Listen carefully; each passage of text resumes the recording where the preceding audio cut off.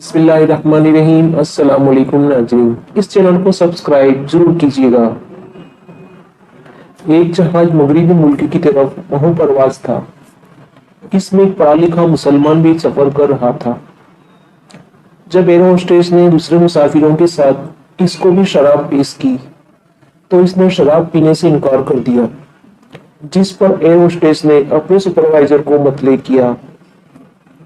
Supervisor نے پوچھا کہ کیا ہماری خدمت گاری میں کوئی کسر رہ گئی ہے؟ یہ شراب مہمانداری کے طور پر پیش کی جا رہی ہے۔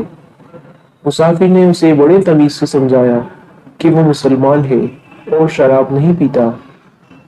سپروائزر اصرار کرتا رہا کہ وہ شراب ضرور نوش کر لے۔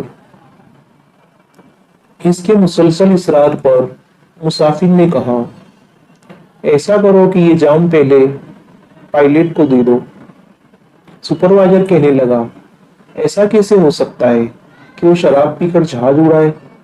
وہ ڈیوٹی پر ہے، اور اگر وہ ڈیوٹی کے دوران شراب پیے گا تو اس بات کا 100% امکان ہے کہ جہاز حادثے کا شکار ہو کر تباہ ہو جائے گا۔ مسافر نے سپروائزر کو کہا، میں مسلمان ہوں، میں اپنے ایمان کو بچانے کے لیے ہر وقت ڈیوٹی پر ہوتا ہوں، اور اگر میں شراب پیوں گا تو اس بات کا 100% امکان ہے کہ میں حادثے کا شکار ہو جاؤں گا اور اپنے ایمان کو تباہ کر بیٹھوں گا۔